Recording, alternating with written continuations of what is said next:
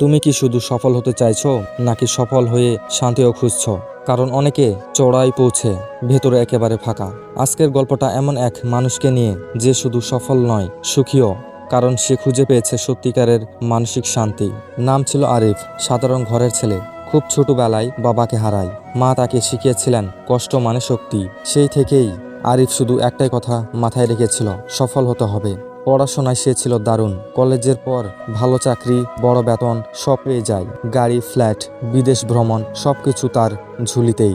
কিন্তু একটা জিনিস ছিল না, মানসিক শান্তি। রাতে ঘুম আসতো না। অফিসের চাপ, মানুষের প্রতিযোগিতা, নিজের ভেতরের ভয়। সবাই বলতো তুমি তো ভাগ্যবান, কিন্তু আরিফ হাসতো। ভেতরটা জানতো সব ঠিক নেই। সে ধীরে ধীরে বুঝলো শুধু টাকা আর পদ মর্যাদা মানুষকে শান্তি দেয় না।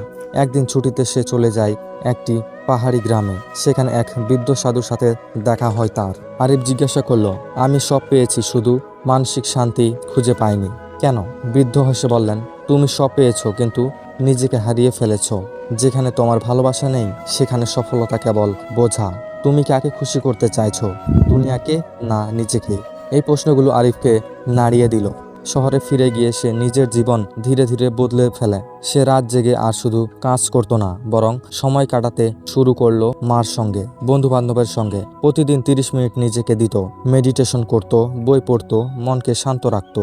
এক সময় সে নিজের চাকরি ছেড়ে দেয়। একটা ছোট উদ্যোগ শুরু করে, যেখানে কাজ আর চাপের মাঝে ভারসাম্য থাকে। প্রথমে লোকে বলেছিল পাগল হয়ে গেছো।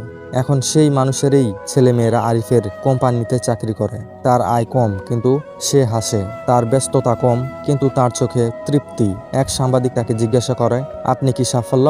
আরিফ বলেন, আমি শান্ত, সেটাই আমার সাফল্য। আমি শুধু ঘুমাই, আমার ভেতরটা ঘুমাই, এটাই জয়। আজ সে প্রমাণ যে সাফল্য হওয়া আর শান্ত থাকা দুটোই সম্ভব, যদি নিজের মনের যত্ন নেওয়া যায়। তোমার লক্ষ্য যেন কেবল বাহিরের সাফল্য না হয়, বরং নিজের মনে শান্তির একটা জায়গাও থাকুক। কারণ দিনের শেষে তোমার সঙ্গে থাকবে তুমি আর তোমার মন। ভিডিওটা ভালো লাগলে লাইক করো, চ্যানেলটি সাবস্ক্রাইব করে পাশে থাকো।